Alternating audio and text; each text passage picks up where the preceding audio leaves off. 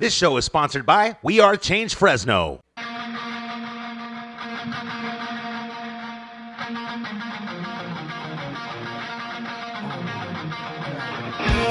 Welcome to We Are Change Fresno with your hosts, Stuart Webb and Sam Cheney, fighting the international bankers' one world government scientific dictatorship. Be the change you want to see in the world. And now, here's your hosts. Welcome to We Are Change Fresno on 1680 AM. I'm your host, Stuart Webb, along with my co-host, Sam Cheney, and our producer, Woody. Hello, world. Folks, we're on, I believe, week 18 of the show, and we'd like to thank our sponsors and our listeners for supporting the show. This couldn't happen without you guys, so we appreciate it, and be the change you want to see in the world by supporting independent media and real people and not just fake plastic politicians and newscasters. So, folks, we have a special guest on this first hour of our 2-hour broadcast. His name is James Corbett. He produced the documentary called The Century of Enslavement, The History of the Federal Reserve. James, how's it going today? It's doing pretty good. How are things in Fresno? Oh, well, we're still dry out here. We need some rain. As you might have known, we're suffering from a drought here, and it's going to be bad if we don't get some rain. But other than that, we're doing pretty good. Hi, James. Well, that's good. Hi, James. This is Sam. Big fan of your work. I've been following you for a long time. I think I first heard of you or saw your work introduced through Tragedy and Hope, and so I appreciate their work too. So you just want to get right into it? The Federal Reserve, your documentary movie that you made, Century of Enslavement, The History of the Federal Reserve. It's a lot of information to cover. It is, isn't it? It certainly is, and we hound about it every week on our show about the Federal Reserve, about how Americans need to be aware of our monetary system. A little bit about my background, James, is I graduated from university here at Fresno State with a degree in economics and accounting, and part of my economics education there was taking a field trip to the San Francisco Federal Reserve. And it was very interesting there. And so I just wanted to let you know about that. We got to walk through through one of the floors there and saw how they process the money and their money destroying machine, how they turn the Federal Reserve debt notes into confetti. And they make the workers in one of the rooms, because of high security reasons, they make them wear nothing but a tank top and shorts. I thought that was rather funny, but I asked them, the PR lady that was giving us the tour, I asked them, is this a private corporation? And they gave me the answer that no, this is a quasi-governmental agency. And so could you speak a little bit to that? Because I took it as a straight-out lie, and I told all my economics professors, because I had read Creature from Jekyll Island by G. Edward Griffin and The Secrets of the Federal Reserve by Eustace Mullins. I had read those books, and I knew the truth about it, but they continued to lie to us. And so can you speak a little bit about that, how they're not a quasi-governmental agency? Well, quasi-governmental is such a quasi-answer that I guess it could mean anything depending on what they want it to mean. So I think that's how they get around it. To be as accurate as we can, we could say that the Federal Reserve itself is not a bank. The Federal Reserve is a system, and that system includes the Federal Reserve regional banks, like the San Francisco Fed that you visited, which themselves are private banks. However, the system also includes a board of governors and a Federal Open Market Committee in Washington, D.C. that is nominally, the board of governors is appointed by the president, and the FOMC consists of members of that board as well as members of the regional banks. So there is a mishmash of private and supposedly public interests, although I think it would be naive to think that the president is really selecting people for the board who have not been pre-approved by the bankers themselves. But it's important to understand that the system has been made quite complex in some ways, if you want to drill down into the details. For example, the boards of the privately owned Federal Reserve regional banks themselves are populated by a mishmash of different categories of board members, including members of large banks, members of small banks, and members that are mandated to not be in the banking industry from some other industry. And they then together make up the boards of the privately owned Federal Reserve regional banks, which contribute to the Federal Open Market Committee. So it is quite complex the way it has been set up. But I think that the underlying point is twofold. One is that the regional banks themselves are private interests, and this again has been admitted by the Federal Reserve's own senior counsel, Ivan Mizusawa, in a clip that I include in the documentary, in which she explains that the persons under FOIA do not include the Federal Reserve Bank member banks, because the stock is owned by the member banks in the district, 100% privately held. They are private boards of directors, according to Ivan Mizusawa. So that's the one side of it. The other side of it is to say that it is true that the Federal Reserve was created through an act of Congress. So in that sense, it is a government-created entity at any rate. And the flip side of that is that an act of Congress could end the Federal Reserve as well. Yes. Yeah, I think that is what people don't really understand is that Congress created it, but that means that Congress can get rid of it, even though it is a quasi-government agency, which is, what is it, like you said, what does that even mean? It appearing to be, I mean, they're dodging the question. But could you speak a little bit about, for our listeners, what actually went into the Federal Reserve Act? I mean, what does it make them essentially above the law does it make it basically above the law unless Congress abolishes it in a sense? That is the way that, at any rate, that is the way it's being interpreted right now. So, for example, I include a clip, I think a particularly revealing clip in the documentary of a confrontation between Senator Bernie Sanders and Ben Bernanke upon the release of a GAO, a Government Accountability Office report in June 2012 that came to some pretty startling conclusions about the conflicts of interest that are inherent in the Federal Reserve System, and the fact that you have the Federal Reserve regional banks are populated, the boards are populated by private bankers, and then these are the people who get to decide where the bailout funds go. So I talk about some examples in the documentary there. For example, Jeffrey Immelt, who was the CEO of General Electric, sitting on the Federal Reserve Bank of New York, which itself directed $16 billion in emergency financing to General Electric during the bailout session. Or Jamie Dimon, of course, the chief of J.P. Morgan Chase, who was also sitting on the New York Fed, who directed $391 billion in Fed emergency lending to his own bank. So that those types of conflicts of interest were pointed out in this GAO report that talked about $16 trillion of bailout monies that were distributed during that crisis. And Ben Bernanke was talking to Bernie Sanders about this, and I include the clip in the documentary where he says, Senator, you raised an important point, which is that this is not something the Federal Reserve created. This is in the statute. Congress, in the Federal Reserve Act, said this is the governance of the Federal Reserve, and more specifically, that bankers would be on the board. And they get into a talk about 6 out of 9 of the board members are bankers. So he says that's correct, and that is in the law. And then he goes on to say, if Congress wants to change it, of course, we will work with you to find alternatives. So basically, I mean, it's openly admitted by the former Federal Reserve Chairman himself.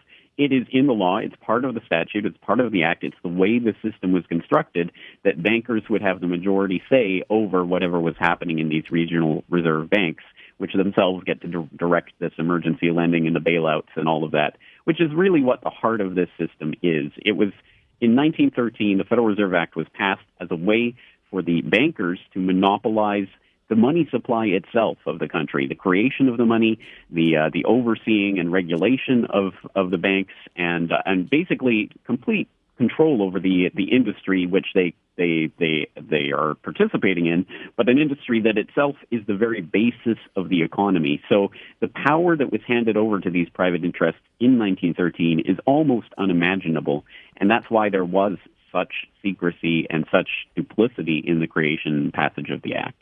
Yeah, and in your documentary, you talk a little bit about how when the Federal Reserve Act was created at that time period, people actually hated the idea of central banks, but then they liked the idea of a government central bank because it would appear that they'd be able to control it through their congressmen. I mean, governance by the people. But that's not how the law was written. So is that kind of how they snuck a fast one past everyone? Is it say, oh, we'll start a government central bank that you guys control, but really the Congress wrote in the law that, you know, it's supposed to be run by private bankers, not the people, you know?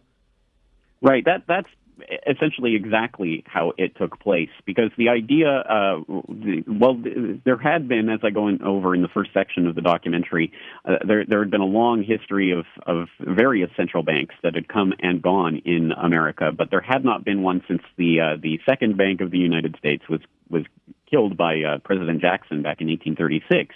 And in that intervening time, there had been a number of panics and runs and various things. But in 1907, there was a particularly bad crisis on Wall Street that threatened to collapse the entire American economy. And that crisis really precipitated the idea in the general public, we need some sort of government agency, we need some sort of central bank to be the lender of last resort and to make sure this type of thing doesn't happen. So the 1907 crisis precipitated this idea, and it was ultimately, there was a proposal that was offered by Senator Aldrich that was directly from the bankers themselves. I talk about the Jekyll Island meeting from which that came. That was ultimately scuttled. That did not pass in Congress because people understood Senator Aldrich was very much connected into the banking industry and, of course, famously became the father-in-law of John D. Rockefeller Jr., as his daughter married John D.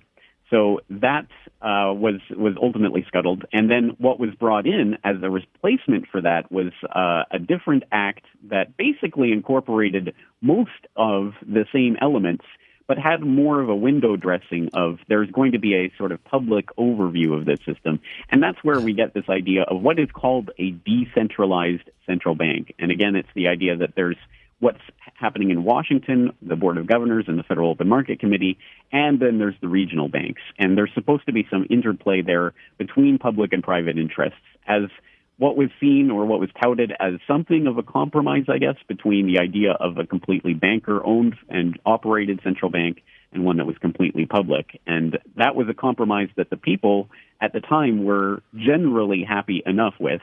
There was a lot of popular support for that idea and for Wilson's championing of that bill, and ultimately it got passed. And as I point out in the documentary, it was really duplicity from the very inception. In fact, if you even go back to that original crisis, the 1907 panic that kicked off the crisis that created this supposed need for the central bank in the first place, that can actually be traced back to J.P. Morgan. And there have been a lot of people over the years who have compiled various pieces of evidence that it was Morgan, in fact, who actually precipitated that crisis in order to crusade for the creation of a central bank that he ultimately ended up having a great degree of interest in through his Morgan Bank.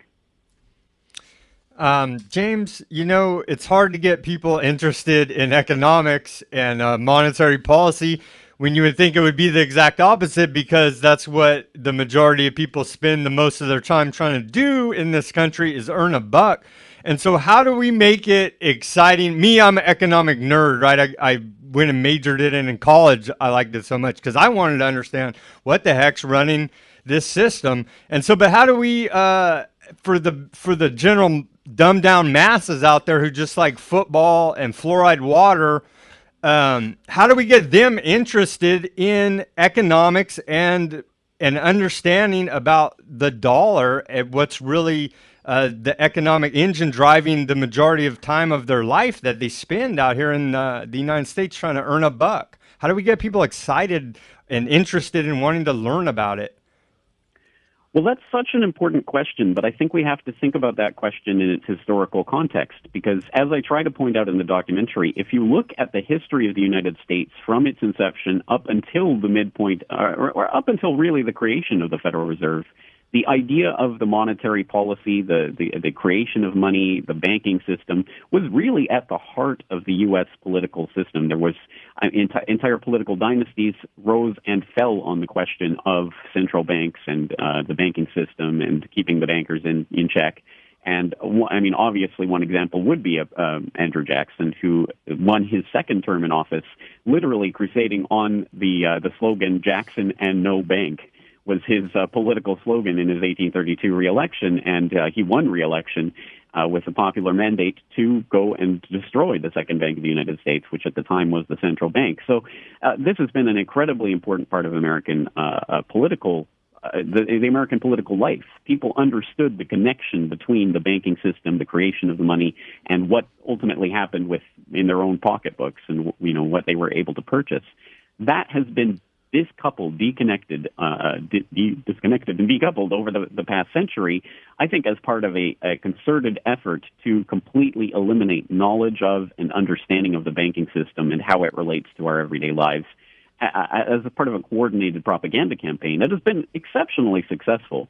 That functions in a lot of different ways. One of them is just to completely try to confuse people with jargon and to make things look much more complicated than they really are. As I say, the actual structure of the Federal Reserve System and what who's allowed to do what on what board and things of that is extremely complex the more you dig into it. But I think the overview is, well, there are these private banking interests that have a controlling interest in the Federal Open Market Committee that's setting the monetary policy of the United States. That is a conflict of interest. These are the same people who are sitting on the boards of the regional banks that are directing emergency bailout money to their own banks. That is a conflict of interest. It's quite easy to see the overall picture if it is displayed in stark terms like that.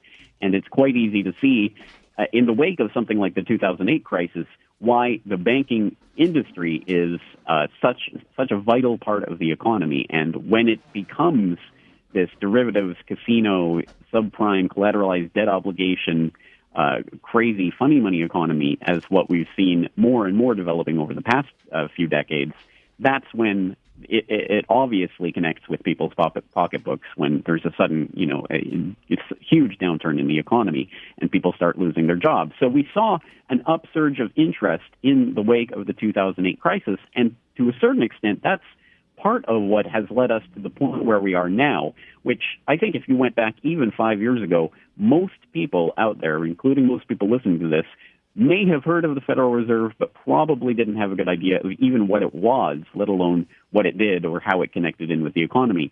That understanding is still obviously nowhere near where it needs to be, but a lot more people are now aware of this issue and are actually working towards it. As I point out in the third section of the documentary talking about solutions, we are at a point where end the Fed is an actual political slogan and is being wielded by not the majority of people, but a growing and sizable minority. And that is a genuinely exciting political moment, because for the first time in over a century, it is becoming, again, a central part of people's thinking about the economy, about the world in general, the world we're living in. Why is money being created in this way? Who is controlling that money creation process?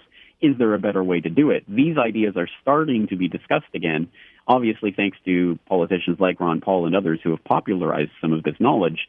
That is ultimately the only solution possible, is education.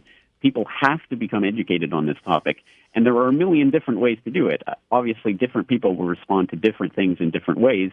Some people will respond to a documentary like the one I've created. Others would prefer it in a different form. And I'm just trying to create something out there that will at least spark some people into getting active in this. Well, I appreciate all your work, not only on the Federal Reserve, but all your work against this New World Order system, James. So let me move on here and ask you, why do we need to understand how the money's created? Can you explain how the money is created? Because to me, if we can get people to explain how it's debt based, then and get them to understand that it's a total scam from beginning to end, then maybe that would get more people up in arms about this corrupt system. Can you explain how they issue money into creation? Right. Well, again, there are different forms of money that are created in different ways, so that adds some complication to it. But the vast majority of the money in the United States, in the world generally these days, is, of course, not paper. It is not coins. It is digits. It's zeros and ones in some computer database somewhere. We all understand that intuitively, but we don't actually think about that. When we think of money, we tend to think of these notes or these coins. But of course, most of the money that exists right now is just sitting in some database somewhere. It's just imaginary electronic digits. And how are those digits created is the real question. Those digits are created through the private banking system in the United States context. Obviously, it's a little bit different in each different country, but in the United States, it is the private banks that loan out their money to customers who come in for mortgages or car loans or what have you. That money is loaned into existence. A lot of people obviously think, and we're trained to think, and the language of bank lending is around this idea that there is a store of money in the bank's vaults, and they take some of that money out and they put it in your section of the bank vault. And of course, that's not what is happening. What they are doing is, through their bank charters, they are actually creating that money into existence. Now, there are some regulations about how much they can put into existence. For example, they have to have a certain amount of reserves to back up the money that they're printing, that they're creating. But they don't physically have as much money as they loan out. So that creates a system, as has been demonstrated many times in the past, where it is vulnerable to bank runs. And if everyone comes and tries to get their money at the same time, that's going to collapse the bank, which is why you need something like a lender of last resort, like the Federal Reserve, to step in and to make sure that no one bank is going to bring down the banking system by causing some sort of panic that starts to spread.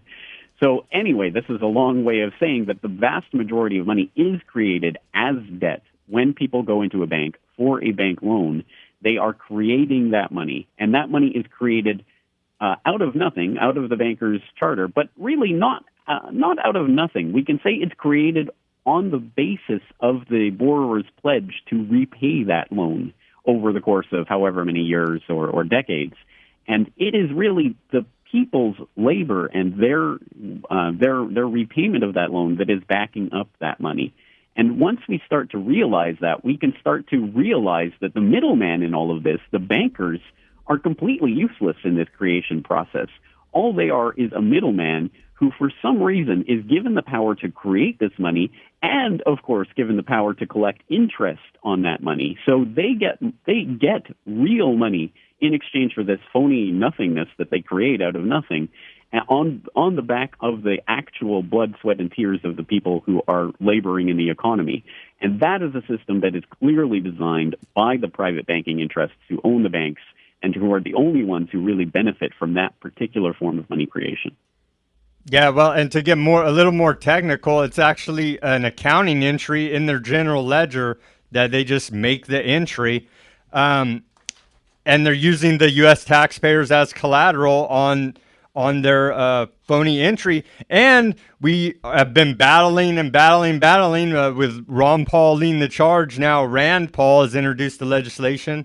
I think it passed the House to actually get an audit. I mean, it's so ridiculous to me, James, that we have to beg and plead to just get an honest accounting of our monetary system. It's really out of this world to me. Do you have any thoughts about the potential audit of the Federal Reserve that's been 100 years coming? That's right. Well, for people who don't know, it's in the U.S. Code, Section 31, Title 31, Section 714. Audit of Financial Institutions, Examination Council, Federal Reserve Board, Federal Reserve Banks, Federal Deposit Insurance Corporation, and Office of Comptroller of the Currency, in which it specifically lays out those parts of the Federal Reserve's books which cannot be audited by the government, by the Comptroller General. And it's pretty amazing that this entity that was created by government, this quasi-governmental agency, is not open, is not transparent to the type of examination, which is really the important part. I mean, the things you would actually want to look at, for example, the deals that the Federal Reserve has with foreign countries, with foreign central banks, its discount window operations, its transactions under the Federal Open Market Committee, all of these things which are extremely important and which would tell a very different story, I think, of the bailout process of the last few years than the one that we've gotten from the official records, are, of course, the ones that are specifically off limits because of U.S. code. The actual law of the land is that the Comptroller General cannot look at those things. So the Audit the Fed bill would repeal that section of the U.S. code and make that available for scrutiny by the Comptroller General. That's obviously an important step towards the people at least understanding what it is that is going on behind those closed doors. I mean, we've seen various parts of this come out. For example, I mean, even in the legal battle that Bloomberg and others had to do to try to get some of the information out about what was happening in that bailout process was a protracted legal battle in which, again, the Federal Reserve specifically was arguing, no, our regional banks aren't open to FOIAs because they're private boards of governors. These are private banks, so you can't use FOIA against them. Again, there's some really interesting things that happen when we just try to peel away some of the layers of this onion. But I think that the audit of the Fed, I mean, obviously, I think it's an important step, but it is only a step. And I think we have to understand that ultimately the final goal has to be the fundamental change in the banking system itself, in the money creation process that we just talked about. Well, it seems like to me they want it both ways. You know, when it serves their interests, they're private, and when it serves the public interest, they're government, and so they like to keep the ambiguity going.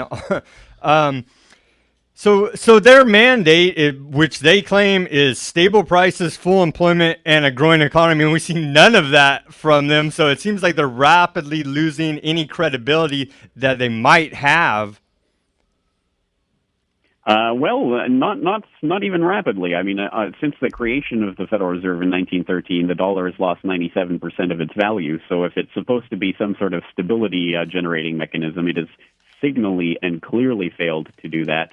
The employment data, I mean, again, unemployment numbers look very good on paper right now, but as anyone who's taken any look at those unemployment figures and how they're arrived at would know, they have been so completely skewed and manipulated that comparing unemployment figures today from those of 20 years ago or those of 50 years ago is utterly meaningless because they calculate them in such different ways. And of course, if you look at the labor participation rate, we have 50-year lows in terms of people actually in terms of the percentage of the workforce that is actually participating in the economy, and other ways that you can get a handle on those figures. So employment and price stability and things of that nature are clearly, I mean, signal failures of this institution if we were to believe that the mandate that's been set for the Federal Reserve by Congress is really what this institution is all about. But of course, I hope what the documentary makes clear is that is ultimately not what this institution is about. And if you want to look at the bigger long-term picture of what this institution and others like it throughout the world that are connected through the central bank of central banks in Basel, Switzerland, the Bank for International Settlements, the long-term plan is ultimately the creation of a global financial system, which will be part of and feed into a global governmental system. And I think one of the clearest ways that we can see that is in those times of crisis. What opportunities do these people at the Federal Reserve and in the associated institutions swirling around in that nexus, the Council on Foreign Relations and others, what do they try to snatch out of those crises? And in the wake of the 2008 crisis, what we saw in the 2009 G20 meeting in London was a lot of talk about global governance, New World Order, etc., speech by Gordon Brown that I referenced in the documentary, and the creation of extremely important bodies that hardly anyone knows about, such as the Financial Stability Board, which is an offshoot. It's part of under the umbrella of the Bank for International Settlements, that behind the scenes is going on white papers and creating the regulatory infrastructure for global banking standards that are being adopted by a number of countries. So that, for example, the idea of what we saw in Cyprus a couple of years ago with the bank bail-in, where suddenly everyone goes to their bank one day and discovers that X% of their money is gone because it's gone to bail in to the bank to try to keep the bank afloat. That idea of a bail-in has been talked about in white papers issued by the Financial Stability Board for years now. And as numerous people have attested, it could happen in the United States tomorrow if they declared it, if they wanted it to happen. The regulatory infrastructure is already in place. So this is all going on behind the scenes. And unfortunately, again, most people don't know it's even happening because of the signal failures of the largely bankster-connected corporate media to report on these things. Yeah, it seems that the global elitists are actually it seems that they're trying to actually create this mess because they know that printing more money and counterfeiting more money for themselves is actually going to wreck the currency, and they just keep trying to prop it up even though they know it's going to fail. And like you said, it's setting the stage to bring in a global currency and dominate everyone. But folks, we got to go to a quick break. Here's a word from our sponsors. Do you love supporting local businesses? Do you want to help them succeed? So do we. The Thrifty Nickel Want Ads is a family-owned business that has been a big part of the local community for over 30 years. Our goal is not only to produce a paper that is not only successful, but enduring. We are looking for experienced outside sales representatives to help grow and expand the Central Valley's favorite classified paper while creating successful marketing campaigns that will increase business for their clients. If you care about better working relationships with local businesses, then we want to hear from you. 50% commission of every new contract acquired. If interested, contact Art at thriftynickelwantads.com or call 559-472-7182. Listen up, Fresno. Are you tired of boring local news coverage? Then log on to FresnoForward.com, the Central Valley's #1 source for independent, local, and alternative news and views. FresnoForward.com is updated daily, bringing you stories on government corruption, local activism, Fresno culture, and so much more. Did I mention FresnoForward.com has no ads or signups required? FresnoForward.com. You'll love it. We all know that a natural disaster, EMP attack, and martial law are a real possibility. Prepare before the crisis because FEMA can't and won't keep you safe. Tops Military Supply. Veterans serving veterans, their families, and the community. Visit us at 605 West Shaw, Suite A, Clovis, California, or call us at 559-298-6001. Folks, we're back. This is We Are Change Fresno on 1680 AM. I'm your host, Stuart Webb, along with my co-host, Sam Chaney. We're getting back to our second part of this interview with James Corbett of thecorbettreport.com. Please visit his website and purchase his DVD, his documentary, The Century of Enslavement, The History of the Federal Reserve. James, let's get back into the unemployment numbers real quick. We know that there's 90 million people not even being included at this point in those numbers. So that's how they're keeping it at around 6 or 7%, which is we know is ridiculous. And also 100 million people are on some form of government assistance. How close are we to the dollar completely? Is it going to completely collapse, or are we still propping ourselves up under these other failing currencies globally? Are we still able to kind of remain at the top of the sinking mountain? Well, that's exactly right. I think the analogy that's often used is the best-looking house on a bad block, and that's basically the U.S. dollar at this point. It really has no global competitor in terms of currency right now. The Japanese yen is being inflated away into nothingness by a policy of the new Shinzo Abe administration in Japan to double the money supply in 2 years, something that they've almost completed by this point. So the yen is sinking. The euro, obviously, continues to be in crisis, and the European Central Bank is still trying to find any way it can to try to inflate themselves out of the nightmare that they're suffering through with their unemployment. Other global competitors in similar situations. So really, the U.S. dollar is paradoxically enough strengthening at this moment, and is really in a relatively strong position. And that is at least in part, again, because of what we talked about earlier. In the crisis, they seized the crisis to do all sorts of things, including, of course, the quantitative easing programs that the Federal Reserve implemented, culminating in QE3, the last round of quantitative easing, which at its height was buying, I believe, $85 billion a month in mortgage-backed securities and bonds, and pumping that into the pockets of the banks that were offloading their mortgage-backed securities to the Federal Reserve. It was, which has created another huge bubble. There is amazingly enough, just 5 years after the last housing bubble, or 6 or 7 years after the last housing bubble collapsed and caused all of those problems, we are seeing the creation of another one. Certain markets in the United States are, again, overheating as the result of this money that's being put into the mortgage markets by the Federal Reserve. And the equities markets now just absolutely, completely detached from reality, with the S&P and the Dow Jones hitting record high after record high, pulling back a little bit in the past week or so, but still up near all-time record numbers, not on the result of any economic data that would justify those types of returns, but simply on the fact that we now have an incredible amount of money sloshing around that these so-called global investors are putting primarily into equities. And there was just a report that was released a couple of months ago that estimated there are now $29 trillion in investments overall, global investments by central banks and other and national pension funds and other public institutions of that sort around the world, most of which has been pumped into the equities markets, creating bubble-like conditions, according to this report. Surprise, surprise. So we've seen the paradoxical creation of a relative advantage of the U.S. economy at the moment, which really is, again, just another bubble, because what we've really come to see is the basis of this Federal Reserve System is the creation of bubble after bubble after bubble. So we could go back to the 1999-2000 dot-com bubble.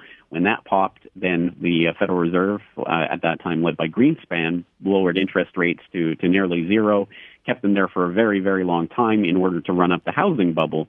When that popped, we saw the emergency bailouts, we saw the quantitative easing programs, and now we have another bubble, this time in the equities markets, and a bond bubble, which one official at the Bank of England has called the greatest bond bubble in the history of the world. So we are now living through that, and the unfortunate part of this is every time they blow up a bubble to try to save what was lost in the last bubble, the bubble grows even bigger. So each popping becomes even worse. And so if you can imagine the 2008 crisis magnified by a factor of 10, that is what we're facing when we look at the popping of the next bubble. And it's just a question of whether they'll try to blow up an even bigger bubble to save us from that. And at a certain point, obviously, that entire idea fails miserably. And it's at that point that I think we would look for the creation of that global financial infrastructure as the so-called savior to save us from the system that the banksters themselves have created. James, isn't this the Hegelian dialectic we see them continually use against us in all these different major crises? Well, that's exactly right. We're presented with some sort of problem, and then the solution seems to be that it has to be in a certain direction. So when we're talking about in the economic sphere, when we see these types of problems like what happened in the banking sector in the lead up to the subprime crash and the crash of Lehman Brothers, what we're seeing is the creation of a narrative, and that narrative is basically that, hey, look at these banks, they blew up this incredible bubble, and that popped. So now what we need to do is we need to basically transfer the ability for that to happen. We need to make sure that doesn't happen. So we need to transfer more power towards the federal institutions, and then ultimately the international institutions that will undergird this structure. And so that's why we see, for example, the creation of things like the Financial Stability Board and other things to work on the creation of international banking regulations that will assure that this doesn't happen again. But, of course, this all begs the question because ultimately it's saying that the only possible way for us to deal with crises like what we saw just happen is the centralization of power in the hands of even fewer people. That's what this is all about. The G20, the Financial Stability Board, these are the types of things that will save us from the next crash. The idea that it could go the other way, that what we need to do is to actually decentralize the structure and to stop thinking of, for example, the creation of money as something that only the U.S. government can regulate, that it has to be a national thing that has to be undergirded by legal tender laws that basically make it impossible for any human being in the United States to live without those Federal Reserve notes and other such things which arbitrarily and needlessly restrict the ability of people to use different monetary devices. The idea that could be dismantled and that people could actually compete in a free market of currencies, that's crazy talk. That's not even on the table. That's not even on the radar. That's not something that's even discussed. And this has been something that's been discussed by I believe the monetary reform critic Bernard Leitater. I don't know actually how to pronounce his name, but I believe it was a speech that he made a few years ago where he talked specifically about basically the wall that is put up in the finance community in the economics field as an academic field, where if you talk about monetary reform, i.e. the fundamental thing that this is all about, the idea that we could create money in a different way, you are completely off the table. You don't get any government grants. You don't get any of the jobs which are provided by the Federal Reserve to economists. You obviously don't get Nobel Prizes like Paul Krugman and others. You are completely basically persona non grata in the economic academic community, which is why they never talk about it. Obviously, the media has a vested interest in not talking about it. So simply by excluding the idea that we could be doing this in any other way, they're ramrodding us into this idea that the only way to deal with this is the way that they've presented with us to deal with it. And that, of course, leads us into that problem-reaction solution Hegelian dialectic that leads us almost inevitably, it seems like there's no other way we could possibly go than in the creation of this global governmental structure. Yeah, and what we've been seeing is that these elitists that control the federal government and, well, all government basically, is they will not do anything. They will not make a decision that won't get them to where they want to be in their agenda. They won't make a decision that will grant them less power or give us more freedom. And these legal tender laws, I mean, really, when it comes down to it, it's a crime against humanity, because you should be able to barter, use any form of valued medium to be able to survive and function in society. But no, we have to use Federal Reserve debt notes that they counterfeit. See, if we counterfeit money, we're thrown in prison. But the Federal Reserve can literally print trillions of dollars, give it to select special interests, and nothing happens.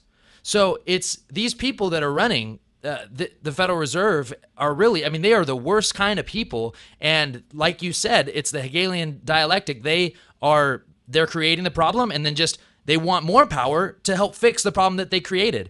How do we break this conditioning? I mean, is it just talking about it more? I really, because I talk to people about self-ownership, just basic fundamental rights that we all need to have, because government is just so out of control. What do we do? It's just absolutely out of control. Well, I, for one, am completely averse to the idea that we're going to get some sort of political solution to this. I certainly don't disparage the efforts of Ron Paul or others to educate people on this and to attempt things like the Audit the Fed Act. But I don't think ultimately the solution to this problem is going to come from government. I think we have to start taking responsibility for what we do with our own lives economically and financially and monetarily and in every other possible way. And it's important to understand that there are already in existence right now ways that you can start to wean yourself off the Federal Reserve note system. And there is no big silver bullet solution to all of this at this time. I mean, you're not going to get off of it completely if you want to live other than as the Unabomber, foraging for twigs and berries in the woods. But if you want to live in society, unfortunately, you will need Federal Reserve notes to do certain transactions. But there are already in place certain ways that you can start to get around that. And some of them that I highlight in the video include, for example, in Ithaca, New York, there's the idea of the Ithaca Hours system, which is basically a type of let system where people volunteer their time, their services, and they receive these hours in return. They're basically a form of currency they're denominated in hours. It's supposed to be 1 hour of work, but of course you can charge multiple hours per hour of work or what have you. But this in Ithaca, New York, that type of system exists all over the United States. In fact, all over the world there are those types of systems. But Ithaca was a particularly successful example of that, where millions of dollars equivalent of those hours have traded hands in the last 20 or 25 years almost that's been in place. And there's many businesses in the area that accept them. You can get all sorts of different services in Ithaca through that system, including even the local credit union. So basically you can do your banking with it. There are hospitals that accept it. So it's a particularly successful example, and one that I think other communities could look to as an example of how to really institute something that can start to take away some of the power of that Federal Reserve note that, again, is based more on the actual people power that really does underlie the money, rather than using the bankers as the middleman. And that's just one example. And I'm sure your listeners have heard of all sorts of other examples. There are those who want to return to a gold standard. I'm not particularly in favor of that, because I can't believe that putting the entire economy at the service of what can be mined out of the ground is a good idea. But gold as a store of value, absolutely. It's stored its value for thousands of years, and you can buy essentially the same goods with an ounce of gold today that you could 2,000 years ago. That cannot be said of any other form of money that's ever existed. So that's exceptionally important. Cryptocurrencies, I think, are important. Bitcoin, there was just a story that came out today that I just tweeted from my Twitter account that had a rather unusual headline, considering it was from Reuters, talking about how Bitcoin, people in Venezuela are turning to Bitcoin to, quote-unquote, bypass socialist currency controls. And again, that's a Reuters headline, talking about the currency controls that were instituted under Hugo Chavez. People are getting around them by using Bitcoin to get money in and out of the country. So people are coming up with creative ways of getting around the restrictions, and some of them exist right now. Others will be created in the future. They all need our commitment, our involvement. We have to start actually putting ourselves into this mix and starting to wean ourselves off of the system that's been created for us. Because, again, unless there are alternatives that people are actually using, then when that crisis hits, we'll have no choice but to go along with whatever solution the banksters come up with, because we won't have anything in place. So while we have this moment of opportunity where we understand what is happening and we see the possibilities, and some of those possibilities already exist, it would be completely our fault if we let this moment of opportunity go by without starting to get ourselves off of this system that's enslaving us. Yeah, and there's many things that people can purchase that have value that you could trade with. I mean, anything that is valued by someone else could be, it has more value than the value of the dollar when it collapses. If they continue to print it, it's just pieces of paper. So really, we just need to hammer that into people's heads that, hey, this debt note, you can just burn it. I mean, really, the only reason it has value is because you recognize it. And then they have a monopoly on the currency with the legal tender laws. So yes, like you said, you don't want to put it all in gold, or, like some people want to have a political movement to do that. But really what we should probably do is have our eggs in different baskets. I mean, have some Bitcoin, have some cryptocurrency, have some gold, have some ammo, have food storage, have whatever that actually has real value. And that's how we start to bypass the system, because the market's going to operate. As Ron Paul talks about, if they have a monopoly on the threat of force, money, and the government's oppressive, the market will operate underground. It will operate however it needs to. People need to survive. But like you said, we need to try to avoid this coming collapse, and the way we can do that is put our eggs in different baskets and also educate ourselves and take action. Yes, and just to reinforce what you're saying there, just think about the prison community, where prisoners are basically prevented from using a lot of their money, so they're prevented from using money. So what do? They end up trading whatever they can, whether that's cigarettes or whatever, as a form of money. It's the market in action, and that's exactly what happens. An example, again, that I'd point people to, that I like to point out, is what happened in Volos, Greece, in the wake of the euro crisis there a few years ago. Obviously, euros were very scarce, but people still needed to buy food and live. So in Volos, Greece, they created a barter system, again, a type of let system called TEM that took off and was extremely successful and helped people to survive when they couldn't get those silly pieces of paper that are printed up from the European Central Bank. So, again, this happens all the time. People find ways around the system. It's happening right now. Educate yourself about what's in your area and get involved. And so, James, we know that according to Alan Greenspan, the Federal Reserve's above government. And then so what motivates these people? Because they own the printing presses, so money is no object to them. So can you explain to our audience the mentality of the international banker, the Federal Reserve banker? What motivates these people to what end? Well, that's an extremely important point that you just raised that I think we have to underline, which is that this, at the end of the day, this is not about money. It's not about pieces of paper, obviously, because as we've talked about, those pieces of paper themselves are meaningless and worthless except for the value that's assigned to them. And since the majority of the money is created just out of thin air by the banksters themselves, what would they care about having more of those meaningless tokens?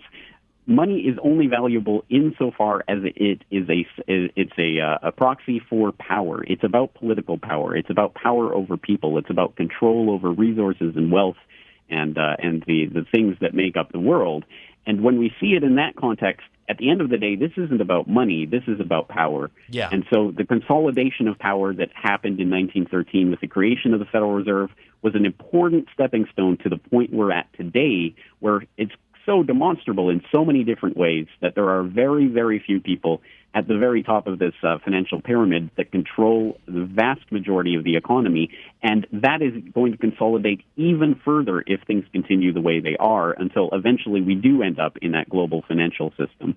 And I think, again, for everyone at the bottom of that pyramid who realizes they're never going to gain anything from that and they're always going to be subject to the whims of those people with the power, the answer to that is not to go blindly marching along into the next step of this process that they've laid out for us.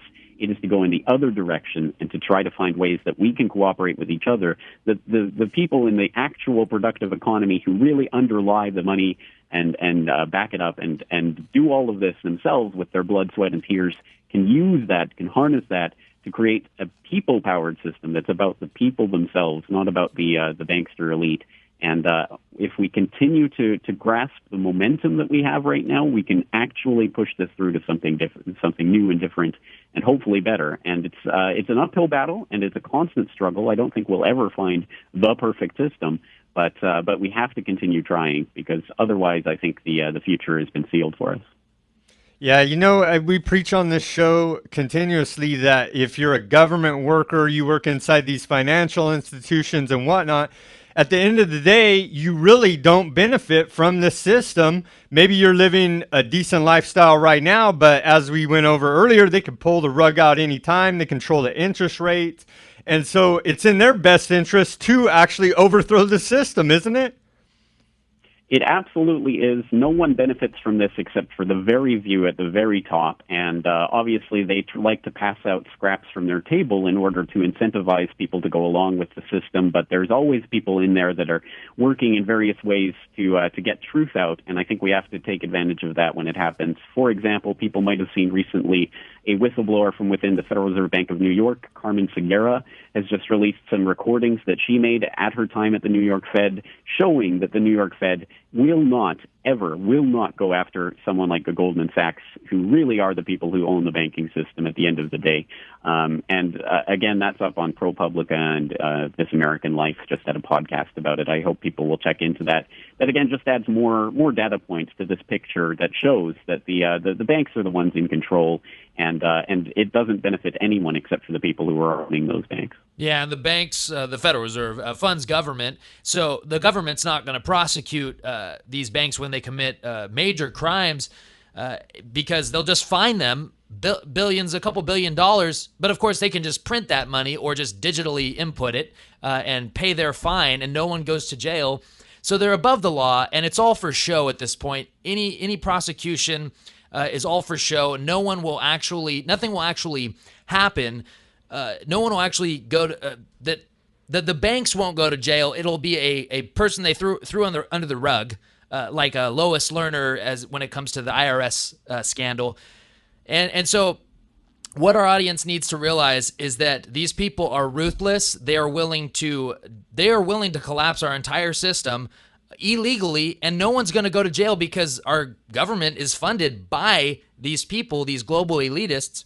And so, yes, it is in the interest of self-preservation that we need to fight this, and we need to speak out against this. And if we don't, we're going to lose everything. That is 100% correct, and it ties in directly with what's happening right now as we're starting to get news stories that the Department of Justice is set to start a quote-unquote fresh round of attacks on the world's biggest banks, end quote, from dealbook.com, the New York Times dealbook. But I think you're exactly right about this. As even Dealbook goes on to note, this is a legacy project for Eric Holder, and all they're going to do is throw a few low-level dealers under the bus. They're not going to go after any executives. It's all for show. The prosecutions that have been tried tentatively by the DOJ in the last few years are nothing compared to what should have gone on in the face of the incredible, colossal fraud that we saw, with the banks literally creating crap, betting against it, selling it to their customers, and watching the whole thing go down with glee, rubbing their hands at the prospect of the billions and billions and billions in bailout money that each individual bank was going to make from all of this mess that they created. It is a disgusting system. It is an outrageous system, and it's only able to operate because the people ultimately have allowed it to operate. And I think, again, we have to do everything we can to put ourselves in the gears of this machine and to take ourselves out of the machine, because, again, it's, I think, less so than the idea of us violently opposing the machine. It's the realization that we are the ones supporting that pyramid. We're at the base holding it all up. And if we start to take ourselves out from underneath that pyramid and start to find a different way of interacting with each other directly through this incredibly empowering technology that's now available at our fingertips, we can ultimately upend that pyramid. And I think that has to be the goal. James, it's discouraging to see like every price is rigged. It's all come out, gold, silver, commodities. It seems like every price is rigged. So I think it's like you say, we have to innovate around their financial system because it's already been exposed as being fraudulent and rigged. James, it certainly has, yeah. James, we got fixed, etc. Yeah. James, we got about 2 minutes left. Is there anything, any last words, any upcoming projects, anything you want to plug before we end this interview? Well, first, I'll just say if anyone hasn't checked out the documentary, I hope they do so. It's available 100% for free online. It's called Century of Enslavement, The History of the Federal Reserve. You can search for that on YouTube, or you can just go to my website, corbettreport.com. And if you go to corbettreport.com/Federal Reserve, you can find the documentary and a complete transcript of the documentary with links to all of the sources that I used in the creation of the documentary. There's MP3 and MP4 downloadable versions. There's an information pamphlet.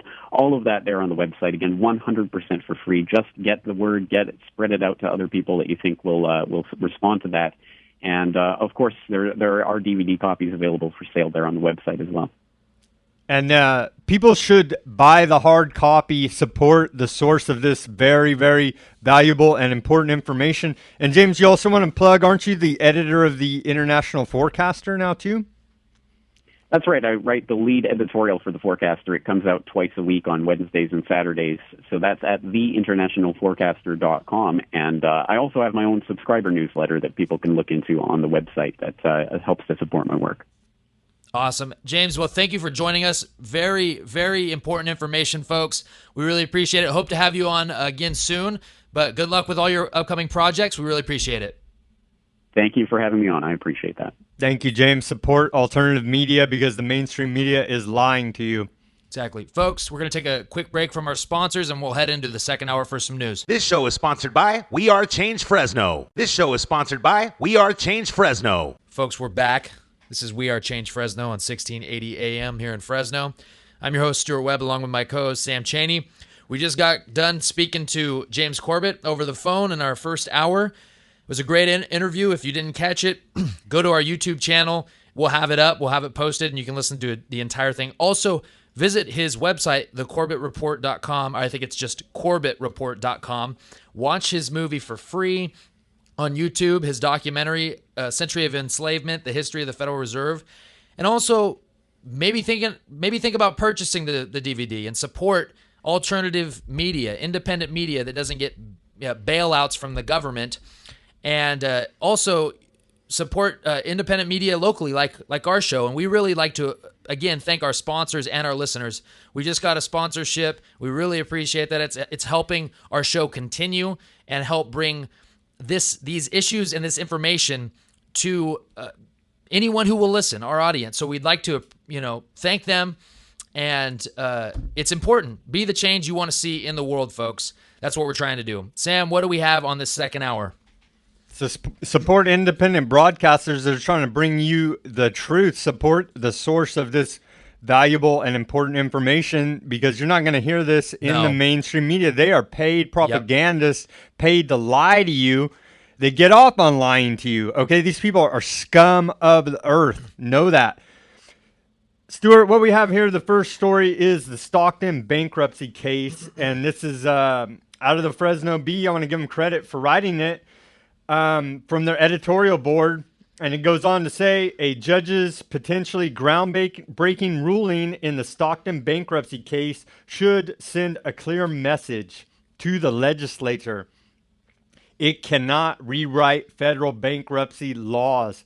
To the city of Stockton, Franklin Templeton Investments, and CalPERS. Okay? And so I want to say that, let me explain this to government workers, all workers, but specifically in this case. Are you an accountant? Do you understand the monetary and financial system has sold you out and every other American worker? Do you understand how payroll tax, income tax, Social Security, your retirement account, 401k, Roth IRA, public-private pension funds, etc.? Do you understand how these things work? I don't think the majority of you do. Those of you serving the system for financial benefits do understand, and you know better than to follow this system. The financial system has never been corrected from 2008. Let me explain this to you. Answer this question for me. What happens when the central bank, the Fed, as we went over in the first hour, devalues the dollar to zero? Every fiat currency in history has been devalued to zero. European banks are already charging negative interest rates. Break the mind control and research the Federal Reserve and our monetary and fiscal policy over the last 100 years. Our economy has been controlled by a private central bank for their interests, not yours. It does not serve you to serve the system any longer. You will learn a simple concept. We do not need a private central bank to print the money at interest and then loan it back to us, to our corrupt government, to corrupt our financial system, education, religious, political, and social institutions. Our own Treasury Department could print the money interest-free and at a surplus to taxpayers. A private central bank is a bad middleman, as we went over on the first part of the show. Let me wrap it up with this. We want no police state, no war, non-violence, self-defense, and do not steal. The government hates competition, to quote Ron Paul. These government workers that want their pensions, and city of Stockton's not going to be able to pay it. Well, but the thing is, these government workers, they want to get their pensions, but they're not willing to pay back their debtors. They're selling out the American public, their own neighbors, their own family. Yeah. They're selling them out. Come on, people, please. They're willing. That's the problem with these uneducated. I'm sorry. Most of them are probably uneducated government workers that just want their pensions, but their pensions aren't worth anything because that all depends on the value of the dollar. That check that you get in the mail is not worth anything unless someone else recognizes that it's worth something. So when I stop accepting, if I own a store and I stop accepting the Federal Reserve debt notes that you think, oh, well, I have a great salary and I also have a great pension and 401k and all that. Well, when people stop recognizing that, then you're going to say, oh, well, that was probably a bad decision on my part to serve the system, let them get away with all these financial crimes, selling out our entire monetary system, diluting everyone's dollar to basically collapse it. See, you might be living okay right now, but it's just like welfare recipients. They might be getting that free handout right now, but when it's not worth anything, they're going to hope they're going to wish that they would have. Stuart, the government has lost the concept of they work for us, the taxpayers. Exactly. Okay, to get people to even work for this corrupt system, they're paying them 125% of the state average. They're offering lifetime medical benefits, which one report calls a Lamborghini-style healthcare plan. This is ridiculous on the taxpayer dime. Are you going to sell out yourself, your family's future for this? Man, Stuart, I'm at a loss for words at this point. And they're not willing to pay back their private creditors either. They're not willing. Pay the debts you owe, and then we're not going to touch the CalPERS, right? The CalPERS pension funds, even though they have no money. But they're going to make sure that we pay for it because remember, you work for us, okay? Just like cops, the governor, politicians, all of them, all government workers, all government workers work for the for the people, the citizens sector of the United States. Exactly. And so you might think, oh, yeah, government's great. Well, you're in the government gang, right? We're above you. No, Yeah. you're not. And you could see right here with this case, they are going to pull the rug out from under you. All those promises were lies. You should have known that up front. And what we went over in the first hour, James Corbett, we even admitted that, hey, you know, the dollar is actually still at the top of the pyramid, but it's a sinking mountain. Okay, so we might still be but the dollar might still have value compared to other failing socialist state currencies, but when the dollar finally goes under, because it's already somehow survived all these huge bubbles, the last bubble to pop is going to completely wreck everything, and there's going to be a global crisis. If you're not prepared for that, well, hey, you know, if you weren't prepared, sorry, we're letting you know right now. And if you work for the government, I'm sorry, and I'll admit it, my dad works for the government. He's a teacher, but we really need to start protesting government in general, because the whole system is a fraud. It has sold you out. It has sold you out along with the rest of us, all right? Yeah. Just to get that paycheck, it doesn't mean anything if the dollar is worth nothing. And remember, one more thing. Folks, inflation, please look up the definition, because most of you probably can't answer that simple question. All it is an increase in the money supply, whether it be printing or digital. It's an increase in the supply, diluting your value, the value of your dollar, your labor. Okay, so look that up, know it, and everyone should know that. Money, we use it every day. It's essential. It's a tool. We all use it. Get with it. These politicians are propagandists. They can't even have an honest conversation, for God's sake. They make me want to throw up. They walk around and giggle like little schoolgirls. They're not even men. Yeah, and you know what? Actually, I think most of them, Sam, they're probably on antidepressants. I'm gonna be honest, because all these little minions of the system. And Michael Savage was talking about this on Alex Jones today. He thinks that just everyone that's working for government, I mean, at least half the people. You got to be on drugs. You have to be, yeah, because the system is literally failing, and they're committing crimes all over the place, not caring, and it shows the recklessness. But hey, everything's okay, right? It's because they're all on prescription medications, most likely, and they're just going along to get along. Stuart, like I talked about on the show before, I went to the Air Resource Board. Yep. Presented them with facts about the geoengineering going on, and they sit there and giggle like little girls. It's Who disgusting. Does that? Yeah. Who acts like that? Yeah, and Sam even was saying that there was the vibe in there was just very weird and almost like an evil. They pulled the fire alarm on us. Who does that?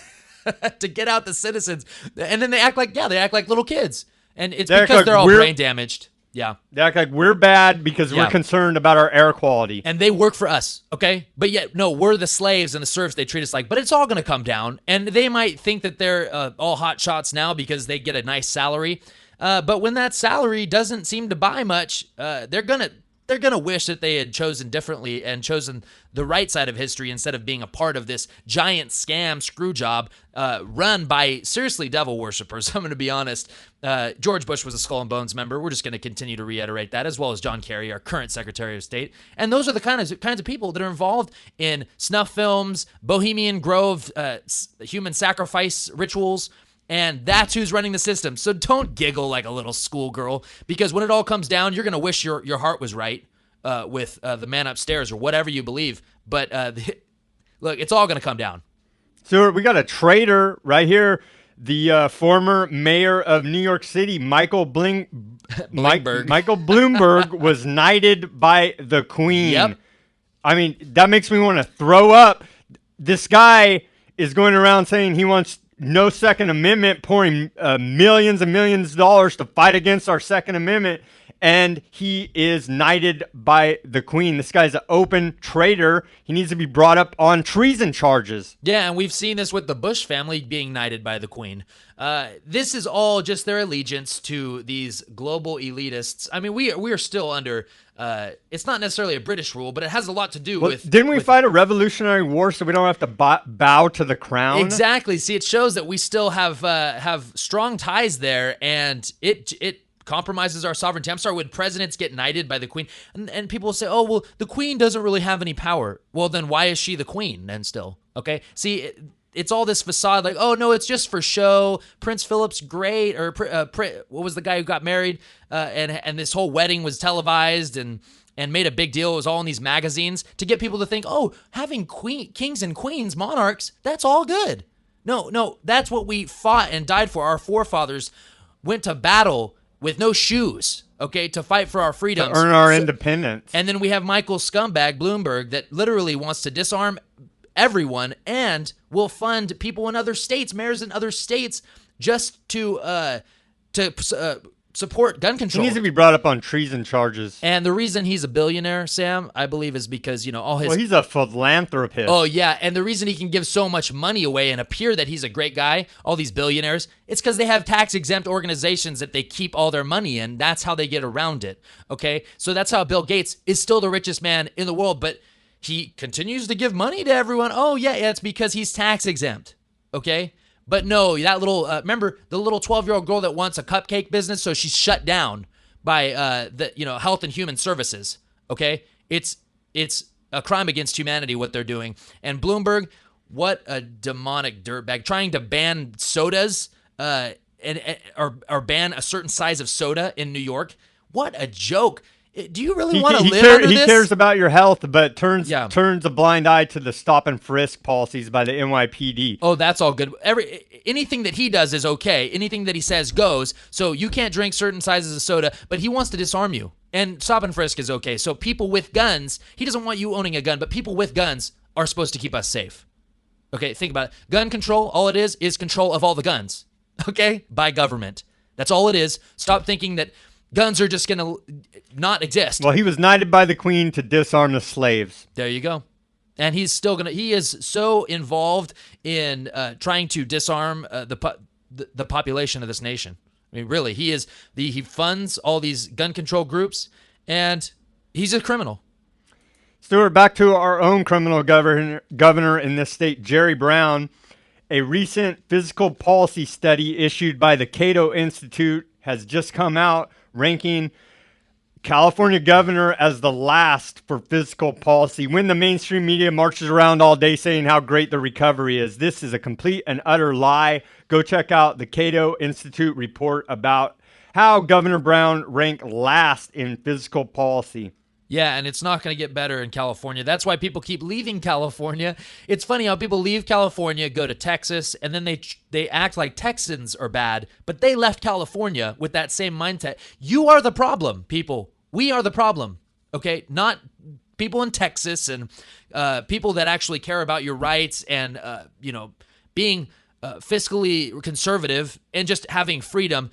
Californians need to realize that we are the parasite. We want all these, free things for everyone, illegal immigration, here's handouts, someone else is paying for that. So when you leave because you don't want your standard of living going down, it's so hypocritical, it's unbelievable. Then go to another state, and then you try to wreck that state with your mentality, and then you go to another state, and then you try to wreck that state with your mentality. Stop voting for the government to use their force illegally against people that have worked hard for their money, their time, their materials, their property, the stuff that they worked hard for, trying to get the government to give a piece of that to whoever they want and yourself. It's mind-blowing how this state, California, will fail, okay? And we still have the highest population in the United States in this state, but that's going to change. We're gonna bring in millions of illegals, and then people that actually produce are gonna leave the state, which I'm planning to do if it gets worse and worse. Me and Sam have already talked about this. We're gonna have to leave this state because it's gonna get so unbelievably bureaucratic. It already is. We're bankrupt, but then the government says, the governor says, "Oh no, we're doing fine." The mainstream media, he fixed the budget. Oh yeah, but we're doing okay. But we still have a huge deficit. But we're doing fine. We actually have a surplus. It's just these mind games, double lies. Yeah. It's lies. Yeah. One day that we have a surplus, the other day we need to fix the. He's touted economy. in the mainstream media as fixing California's budget. It's flat out lies. Yeah. Hey, potheads. He doesn't support legalizing marijuana, by the way. So, I mean, just on that alone, I mean, I thought we were supposed to be for freedom. He's supposed to be a big liberal. Liberals, wake up. Are you really a liberal if you are for putting people in jail that use drugs? Not just marijuana, but any kind of drugs. You can't commit a crime against yourself if you choose. Okay, victimless crimes need to stop. So all victimless crimes need to be thrown out. They're illegitimate. It's unconstitutional. Brown's going to be our governor again because the GOP ran the piece of crap Kashkari against him. That's total stage fraud. So we're going to be stuck with this guy for longer. The worst physical manager of the America. worst in America, according to Cato Institute. And by the way, go to our YouTube channel when we load up this show. All the links to these stories will be there. I challenge anybody to question anything we're saying. Moving on here, Stuart, to, wow, California. Now, this is a study out of George Mason University. We're ranked 49th overall for freedom. And this is going, yeah, this is categories of physical, regulatory, personal, economic, liability system, property rights, tax burden, marriage, and a bunch of other categories. And California ranks 49th for all you liberals who think that we're so free and everything's such a great utopia in this statist nightmare they have us trapped in the state. Yeah, and so, hey, if all you care about is the issue of gay marriage, well, that's great. You can support that. But then when you lose all your other rights, but you can still get married to, a person of the same sex, you'll realize, man, that really didn't matter because I can't even eat right now. I can't eat because the government, basically everyone's voted to take all my stuff from me, my property, because I didn't care about my other rights. Okay, know your Bill of Rights. Okay, that includes right to property, but yet when you can vote, it's not a republic anymore. It's just a democracy, and a democracy will always be two wolves and a sheep voting on what's for dinner. So if you only care about gay marriage or legalization of pot, then you're really not getting the whole picture. If you lose one right, you will lose them all. So it won't matter if you can get married to a person of the same sex, because you won't be able to buy anything with the dollar because they've stolen all the value of it, and they've actually stolen your property through voting. And the state is completely illegitimate in doing that. The government can steal from anyone it wants to. You can't do that or else you'll go to jail. But the government, of course, can do it, and it's completely legal. It's actually encouraged at this point. The media has created a false paradigm for this state. It's mind control. We have a reputation of being socially liberal in this state. Yeah, where's the freedom, folks? We have in California. We're 49th on the freedom list, okay? We have the strictest gun control laws in the country. You cannot smoke cigarettes anymore in public, in bars. At Fresno State, if you try to smoke a cigarette in the free speech area, a tobacco cigarette, the police come shake you down. You have to wear a seatbelt. You have to wear a helmet to ride a motorcycle. There's very little gambling allowed. There's sobriety checkpoints. This is a police state in California, not socially liberal. If you think that being socially liberal means going through police state checkpoints, then I guess that's what we are. Yeah, anyone who thinks they're a real liberal or a real conservative needs to rethink what that actually is and then reevaluate whether they actually are one. Because I hear people talk about, oh, liberal. Let's, we need more government assistance, or we need people to, these corporations. No, it's fascism. It's select corporations working with government posing as liberals. I mean, look at Obama. He is not prosecuting massive multinational corporations that are committing crimes. So he's not a liberal. He's an authoritarian. So stop acting like he's loving, because he's not, and we know he hates freedom. So don't act like you're pro-freedom being a so-called liberal if you're not willing to back up what a real liberal is and what it stands for. It's for freedom, okay? Liberal comes out of the word liberty, okay? Freedom. Let's not get it twisted. That does not mean stealing from someone else and giving it to someone else or yourself through government. That is not being liberal. So rethink. And I know you all, the ones that think that they're really liberal and are for the social welfare. Our people, social safety net has giant holes in it right now. Exactly. If you think that that's the solution, rethink it, because you'll realize that actually is the problem, and it's not being liberal at all. It's being communist. We'll give you a welfare check and then come shoot you anytime we want. Yeah, exactly. They have a monopoly on violence. The state does. So if you think that's liberal, allowing the state to commit violence whenever they want, and liberals, by the way, where's all the anti-war protesting? I don't see any liberals protesting the wars anymore. Very few. Folks, we got to take a quick break. Here's a word from our sponsors. Supporting local businesses? Do you want to help them succeed? So do we. The Thrifty Nickel Want Ads is a family-owned business that has been a big part of the local community for over 30 years. Our goal is not only to produce a paper that is not only successful, but enduring. We are looking for experienced outside sales representatives to help grow and expand the Central Valley's favorite classified paper, while creating successful marketing campaigns that will increase business for their clients. If you care about better working relationships with local businesses, then we want to hear from you. 50% commission of every new contract acquired. If interested, contact Art at thriftynickelwantads.com or call 559-472-7182. Listen up, Fresno. Are you tired of boring local news coverage? Then log on to FresnoForward.com, the Central Valley's #1 source for independent, local, and alternative news and views. FresnoForward.com is updated daily, bringing you stories on government corruption, local activism, Fresno culture, and so much more. Did I mention FresnoForward.com has no ads or signups required? FresnoForward.com. You'll love it. We all know that a natural disaster, EMP attack, and martial law are a real possibility. Prepare before the crisis, because FEMA can't and won't keep you safe. Tops Military Supply. Veterans serving veterans, their families, and the community. Visit us at 605 West Shaw, Suite A, Clovis, California, or call us at 559-298-6001. Folks, we're back. This is We Are Change, Fresno on 1680 AM. I'm your host, Stuart Webb, along with my co-host Sam Chaney. We're a little amped right now because we just had a great interview on the first hour. You should go check it out. We had on James Corbett of the CorbettReport.com. Go buy his documentary, The Century of Enslavement, The History of the Federal Reserve. Support local media, support independent alternative media. It's important and it's real. It's not the fake plastic news stories that you're getting everywhere. It's unbelievable. They don't talk about anything. They don't go over anything extensively, but we're going to go over it here, and we're real, folks, okay? We get in here, we're pouring our heart and soul out to you, and we love it, okay? And we love fighting tyranny, and we all need to be doing that. Find time to do it, okay? We're all busy, all of us. I understand. But if you have a little bit of time, fight tyranny in those extra couple hours you have in the week. You need to do it. Be the change you want to see in the world. Sam, what do we got? That's right, Stuart. Start out with talking to your family and friends, discussing these issues like the economy, inflation, taxes, things that hit you every day, that affect your life every day.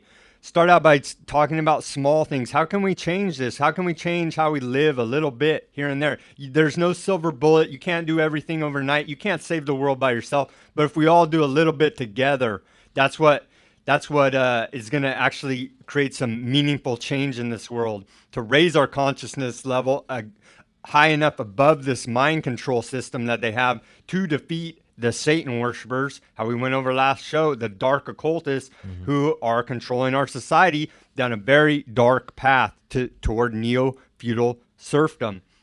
Stuart, people will say that, we rail against government all day on this show. We're some kind of anti-government extremists. Well, let me tell you about 13 of the most evil U.S. government experiments on humans, and maybe you'll get an idea why we're so upset about what goes on with unaccountable government. Number one is the mind control child abuse Project MK Ultra Subproject 68. Yeah, and we know these programs have been going on, and it's been declassified, but then they're saying, oh, well, it doesn't happen anymore. Like, as if we really believe that. Really? That's who all these patsies that they're putting out. Oh, here's the mass shooter. He's all doped up, had ties with the Army intelligence, had ties with CIA, just like the Boston bombing kids. They worked for the CIA. Okay, and that's just admitted. But then we act like, oh, they were Al Qaeda agents. No, they profile you, get you involved, say, hey, you're going to be this very important super spy. You're super a super spy, spy, super secret agent, and boom, they drop shoot the hammer you. on Yeah, you. they shoot you, set you up, and blame you for the Boston bombing to try to get their agenda through. And remember what happened? There was martial law in Boston because Bostonians have no cojones. Number two on the list, mustard gas tested on soldiers via involuntary gas chambers. Yeah, how are we actually allowing this to go on? And especially when it comes out, this just shows that the government can commit crimes on a mass scale and mass murder, and nothing happens. And nothing will happen. They might apologize and act like they're sorry, but really, they will test on humans. And then, but it's okay because it's the government, okay? Everybody's heard of Dr. Mengele that did all those human experiments during World War II for the Nazis. Well, U.S. granted immunity to a Japanese doctor, Dr. Shiro Ishii, and he was involved in all kinds of violent human experiments, and the United States government granted him immunity. Yeah, immunity, I don't even understand what that means. That just means, oh, you committed a crime, but we're giving you a pass. Crimes against humanity forced women to have abortions. He physiologically created conditions for people to have strokes, heart attacks, frostbite, hypothermia. I mean, this guy was torturing people to no end, and our government praised him for it. Yeah, of course. Just like, we impeach Nixon or he resigns for crimes, right? But oh no, the next president puppet just exempts him, and he gives Nixon immunity. That's how it works. Okay, so and that's why there's so many Secret Service agents, because they have to protect these elite criminals from people. Because we're starting to figure out the crimes that they're committing, but they're all exempt and they're all granted immunity. See, you commit a massive crime, on a war crime on a mass scale. Just, we'll grant you immunity. Even though we did figure out that, you were committing crimes, but we'll grant you immunity. Deadly chemical sprays on American cities. The CIA released Navy sprayed over San Francisco and Tampa Bay. Whooping cough epidemic incurred. 12 people died. Yeah, and you think that geoengineering's out of this world? I mean, of course, they're literally, they can drop an entire disease, infect a whole city, and they have done experiments like this. So we need to stop acting like they would never do this, because it's just, they're actually just admitting it. To what extent does the government have to say, hey, we're committing these crimes, here you go, we're just going to tell you about it straight up, because will you still not do anything? I mean, we know that we see the spray going over our heads every day with the aerosol spraying, the heavy metals.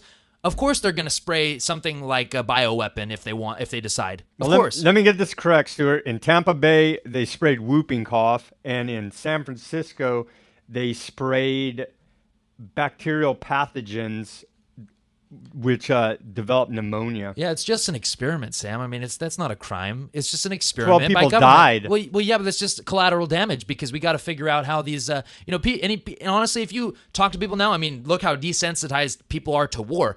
Oh, well, yeah, some people got blown up, but I mean, it's all, this is war and this is what happens, and, it's worth it to keep us safe. Yeah, killing innocent people is worth it for our national security. Well, number six on this list, secret human experiments to test the effects of the atomic bomb. What? Yeah, because they want to know what they can expect when they drop it, just like we did in World War II. And then, it's funny that you bring that up, because today on another local radio show, Bill Manders was talking about how we dropped a bomb on Hiroshima and Nagasaki. And he thought, oh, well, one side of me says it was terrible, and the other side said it had to be done. Well, if that's what has to be done, then why would you not expect it to happen here? And why wouldn't you expect people that drop it to justify it over here? Okay, so when we get bombed, everyone wants to act like it's some horrible thing, but we do these things all the time, and we have been the only country to drop a nuke on a country and kill hundreds of thousands of people. So the non-aggression principle we need to get back to. If you really want your freedoms and you want to live a decent life and be prosperous, you can't justify bombing hundreds of thousands of people and then say, well, it's war. Well, maybe you should stop just going along and getting along with these bankers that get us into these wars. Like we talked about in the first hour, the only thing that finances these freaking wars is the Federal Reserve. Okay, so we need to end that first. Stop being ignorant and say, well, it's for our freedoms. No one wants to go to war. It's all for special interests, always, except maybe the American Revolution. The federal government injected soldiers with micrograms of plutonium for the Project Oak Ridge, and later injected patients at a Chicago hospital with plutonium.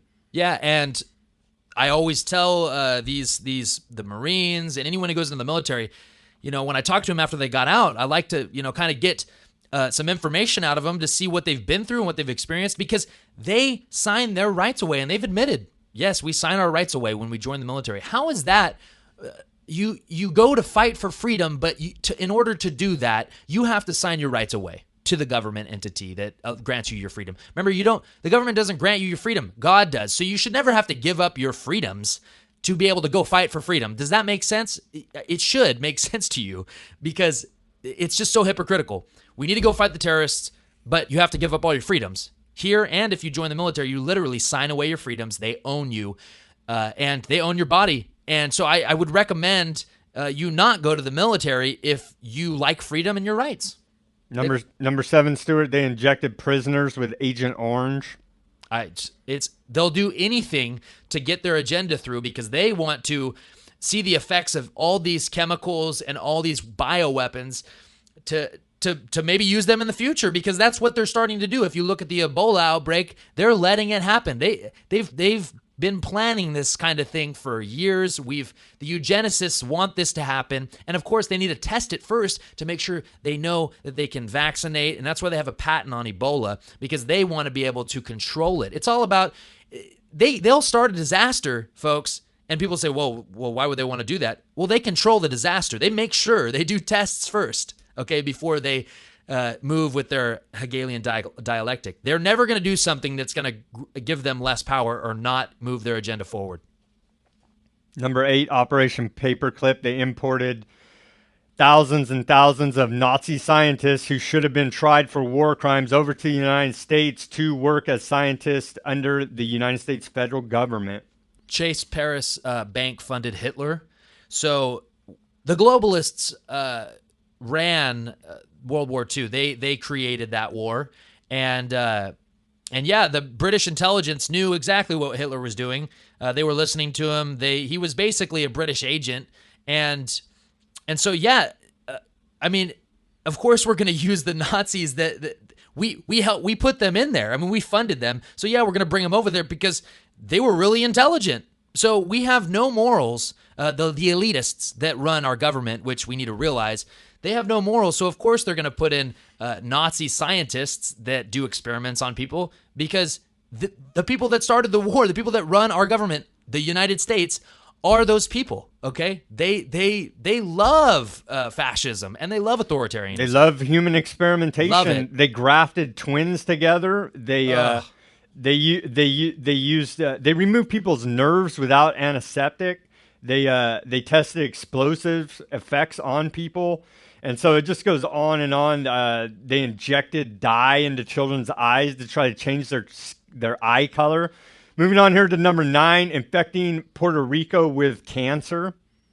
What do we even say to that? They're willing to do anything and everything to get their agenda through. But also, it's like we need to understand that our money and our support for this government and these elites that run the Federal Reserve, our support for this system at all, we're contributing to all these experiments, because they can't do that without a central bank that is above all other banks. They go into these other countries, they take them over, they buy off the politicians to then sell out the population, their constituents, and then multinational corporations take over these little countries.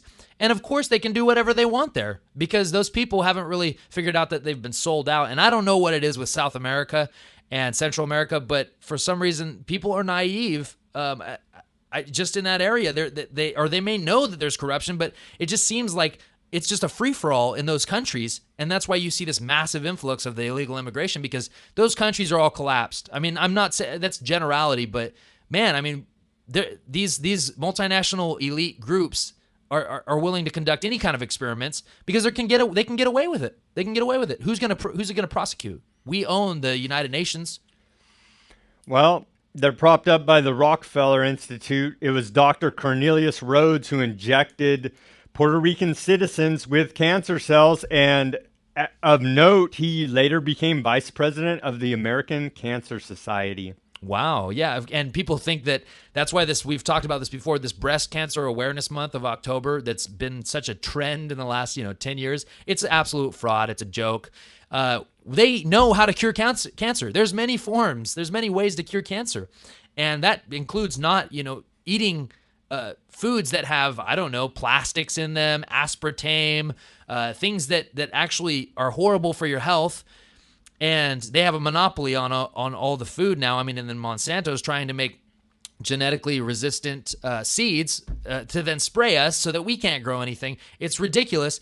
And then we act like, oh, we need to feel good by donating to cancer research. They already know the cure. They already have cures for cancer, okay? But it's just a front for I don't know, for people to feel good and feel like they're part of something and that they're donating to something good. And Sam, what do you think that money goes to anyway? It goes to fund our destruction and the administration of the actual all these research. Well, yeah, we know that over 80% of all the donations to these charities goes to fund the administration. And then it's just time. I'm going to move faster now. Number 10, the Pentagon treats black cancer patients with extreme radiation.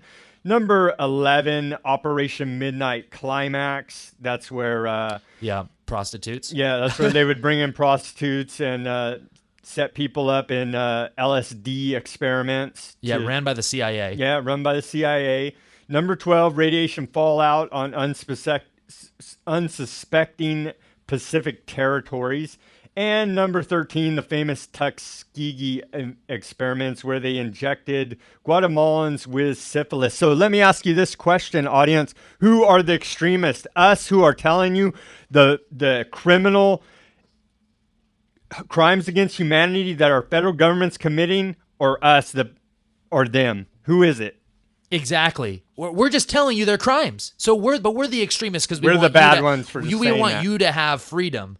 And I mean, where's the morals? I mean, we need to get back to a moral society, or else we're going to lose everything, and it's not going to be pretty. So, I'm sorry, just turn off the football game and start reading the news, current affairs, read books, get involved somehow, because the government it's admitted that they're just committing these terrible, evil crimes on record. Nothing happens. No one goes to jail. They get promotions. They get promotions. You inject people with cancer. You're the vice president of the Cancer Research Society or whatever. That's how it works, you know. So we need to hold our government accountable and move towards thinking that, hey, government in itself is illegitimate. Don't trust the government. Yeah, and if they can take away all your rights, they can do whatever they want to you. If your rights don't come from God or a higher power, or if you don't have self-ownership, the government can do whatever you want because they're the government. They're serving pure evil. I mean, it's pretty obvious here. Moving on here to a very important issue in the Central Valley, which is the drought. If you go to our links, you can see the satellite photos from June of 2002, where California is very green. And then it moves on to June of 2008. It's still green, but it's getting a little more yellow. And then June of 2014, we're in the red zone. We are droughted out here in the Central Valley. And if anyone wants to deny weather modification, U.S. military officials have said that weather modification or climate change, climate engineering is the biggest danger to our national security. They're talking about it. They're admitting it. So stop thinking that it's a conspiracy theory and saying, oh, you're just a chemtrail nut. Well, no, there's planes going over that are non-commercial that have, for the last year, I've witnessed it. Sam and I have literally recorded 10 planes tic-tac-toeing at 5:30 p.m. that were not commercial, and the haze just was left, and then we wonder why we're in a drought. And that's fine if people just want to say, well, that's just what happens, and this droughts happen in the end times. Okay, that's might be a little hint. Okay, but you can't deny that this is actually going on. What's causing the drought? It's a closed system. Water can't evaporate.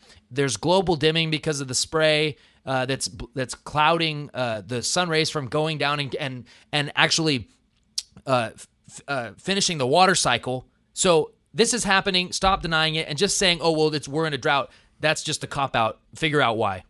It's the elephant in the room, Stuart. These stratospheric aerosol geoengineering, SAG, and solar radiation management, SRM, programs are designed to saturate the stratosphere with reflective aerosols through the use of modified jet aircraft. That is the elephant in the room of this drought that everybody needs to be talking about, studying, and realizing is going on here.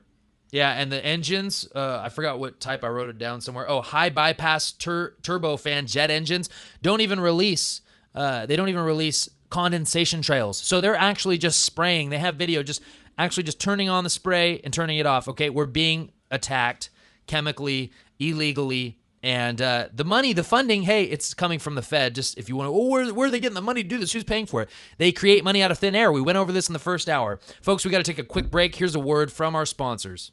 Supporting local businesses? Do you want to help them succeed? So do we. The Thrifty Nickel Want Ads is a family-owned business that has been a big part of the local community for over 30 years. Our goal is not only to produce a paper that is not only successful, but enduring.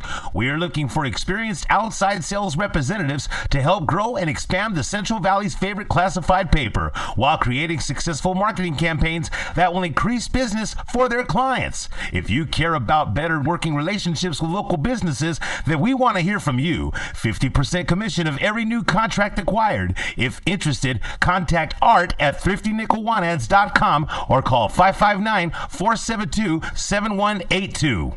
Listen up, Fresno. Are you tired of boring local news coverage?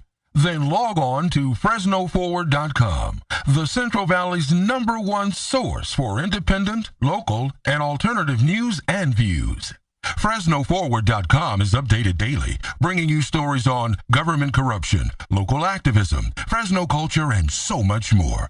Did I mention FresnoForward.com has no ads or signups required? FresnoForward.com. You'll love it. We all know that a natural disaster, EMP attack, and martial law are a real possibility. Prepare before the crisis, because FEMA can't and won't keep you safe. Tops Military Supply. Veterans serving veterans, their families, and the community. Visit us at 605 West Shaw, Suite A, Clovis, California, or call us at 559-298-6001. Folks, we're back. We're going into our last segment of our 2-hour broadcast. I'm your host, Stuart Webb, along with my co-host and partners, Sam Chaney, and our producer, Woody. Hey. We really appreciate you guys listening to the broadcast. Please share it on YouTube when we put it up. And get the word out. Start doing some research on your own, because we can be the change we want to see in the world. We have to change our thinking, as we go over a lot on this show, and we go over it with our guests, and they feel the same way. And we also need to change how we live our lives, our morals, our standards. We need to be the change. So stop watching the football game. Stop posting on Instagram every half hour and documenting your life, because there's not going to be a nice society in a couple years or a couple years down the road if we don't fix this. So be informed. It's not weird to be informed. You're not a conspiracy theorist. And just get up off your butts and do something. And it will you'll see a change in yourself and the people around you, because we have to be the leaders so that other people can also be leaders. And that's how a revolution, or as Adam Kokesh would say, an evolution of people. We need to raise our consciousness level and get out of this just brain dead idiocracy that we're living in. So folks, we'd appreciate it. And yes, and we're about to finish our last part of the show with some news. I know we're ranting and raving, but we care about this stuff. Sam, what do we got in the last 15 minutes? The drought still here, Stuart. So who would profit? Why would they do this? Well, let me tell you, Monsanto, the world's largest genetically modified seed company, has introduced its newest drought and aluminum-resistant corn seed in the Midwest. Okay, and also who would benefit from this? The weather derivatives market traders. Yeah. Okay, there's a giant weather derivatives market out there. For the uninformed, this is going on. They're trading on futures of commodities such as the agriculture in this valley. And also who would benefit from it? Monsanto again, other biotech companies. When they can drought out the valley, bankrupt the farmers here, they can come in and buy those farms up for pennies on the dollar and roll out their aluminum-resistant seeds. It's all on record. It's not even debatable. And so anyone having a debate about this drought that doesn't bring up geoengineering is not having an honest debate about it. Yeah, just be honest with yourself. And lobbying should be illegal. I don't even see how it's not illegal. Lobbying is paying off your government, which you work The government works for you, the people. So when special interests are paying off the government, that's illegal. Those people should be thrown in jail. That is not okay. So that's how Monsanto gets laws written. And I think Obama signed the Monsanto Protection Act, I believe, here a couple of years ago. And so all you loving liberals that love your organic food, but you hate freedom apparently, but we need to make sure we have organic food. Well, in the interest of self-preservation and you liking organic food, you need to make sure that your president, the loving supposed liberal that bombs countries and writes special laws and then breaks them and allows Monsanto to operate, and then other little farmers he can shut down for anything. If you really think that you're a liberal, you need to care about this stuff and start protesting it, okay? Because Monsanto will be the only company you can buy food from, okay? Eventually. You won't be able to grow anything else because of the geoengineering and all the drought that's happening. Only Monsanto will be able to function. Because all the soil's destroyed with aluminum. And the laws are passed specifically in their interest, and all the small farmers will be bought off or bought out, and no one will be able to operate but the one world company, the one world government, and that'll be, that's what Monsanto is setting the stage for, is to be the company that owns all of our food, all of our agriculture. Stuart, there's over 150 patents on record for weather modification. It's not even debatable that this stuff's going on. And so I advise everybody to go out and research and get educated about reality, because we've been sold a giant lie and this stuff's going on, and you're a kook if you don't think it's going on, all right? Yeah, and so if you like your organic food, okay, then you better get interested in the Federal Reserve, and you better get interested in what's going on, what kind of laws are being passed, because it all ties in. And the government does not want you healthy. So if you care about organic food and eating organically, then you better start liking the Second Amendment as well. I'm sorry, that's where we need to meet. You can't, if you're a liberal and you think that only the First and Fourth Amendment are okay and we support those and blah, blah, blah, well, you have to support everything or else you will lose the First and the Fourth. Same with the conservatives that harp on the Second Amendment, but then we'll say, oh, well, we have to do what the president says no matter what. You guys need to meet in the middle and understand that if you want freedom at all, you have to support all of the Bill of Rights and Constitution, period. If you want any type of society that you want to live in, period, okay? That's the genius of our founding fathers that wrote those documents. They knew how to stand up against tyranny. Stuart, moving on here too, and I want to thank Fresno Forward, who everyone needs to go check out daily for bringing this story to our attention. The Center for Investigative Reporting has released a report about some of the biggest water wasters in the state, and number one on that list is Fresno City Council member Oliver Baines. Wow, and I believe he is... Well, they have him down for 3,421 gallons a day, and he gives the excuse in his public statements that he had a sprinkler problem, which I don't deny that he probably did. I would ask him to please maybe look at it a little sooner. And through that sprinkler problem, he had developed a sinkhole behind his house, he says. And so that could be a sign, maybe when the earth's trying to swallow your house, that you're going down the wrong path, Councilman Oliver Baines. Yeah, and hey, him just living his life. I mean, it's creating so much carbon, and he's been at these events that we've done talking about Agenda 21, and we talk about how it's all a fraud and the carbon tax is a fraud, and he doesn't seem to really care about that and think that he thinks the carbon tax is just fine. And we all need to be in this Agenda 21 setting, but yet he gets to live however he wants. Oh, I'll just use as many resources as I want because I'm your master. It was a slaves. Malfunctioning sprinkler system. Yeah, well, yeah. I can believe that, but Hey, I mean, it's to very possible, the but tune of 3,421 Wow. gallons a day. Wow. That's a bit excessive. That is. And if he really cares about, the drought and the situation we're in, maybe you think that our city council people would be would care about that a little more. Well, they're fully supporting $500 fines for anybody that violates their water policy. There you go. You hit it on the head. Look at the hypocrisy. Where's the fine? So we need to find him then. So should we send him an email? They're above. Oh, they're yeah, above I all forgot. that. They're above reproach. Oh yeah. We had another that's right. Fresno City Council member, Paul Capriolio, that made the list using a lot less than Oliver Baines, 1,217 gallons a day. Oh wow. So we'll need to start emailing those people, tweeting them, Facebook. We need to ridicule them for being hypocrites. No, you serfs, slaves, you get to live like peasants, but I'm going to live however I want, and there'll be no fine for me. I'm exempt from laws. I can sue the taxpayers with taxpayers' money. Yeah, you're scumbags. All of you are scumbags, and I'm sick of it. And Ashley Sweartison. She made that list too. Oh, she made not top 10, but she made the list too. And Yeah. you know what her public statement was? I'm not very good at programming my sprinkler system. That's so It's funny. funny. It's so cute. Funny. It's cute. I talked to Obama for 2 minutes when he came to talk about the drought. It's so funny, and I'm just a plastic person.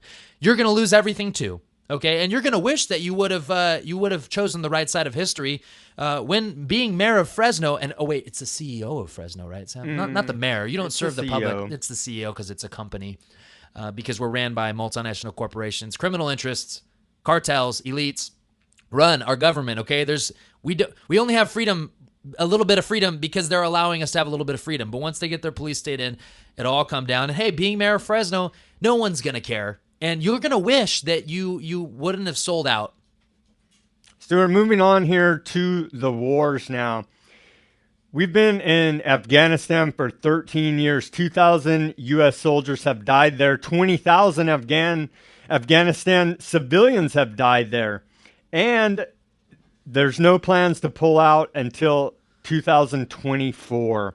Well, yeah, I mean, of course, because basically Afghanistan is an extension of the United States now. Just like all our little, I mean, we're colonizing. We've colonized the globe by occupying these countries illegally. And Ron Paul just laid it out and said it's a failed state. Afghanistan is completely in shambles, and it's because of us, period. And we invaded Afghanistan to search. Well, we went to war. We gave the president the power to go to war and do whatever he wanted, not declaring war, using military action however he saw fit for our national security. We didn't even invade the country where the terrorists came from, which was Saudi Arabia.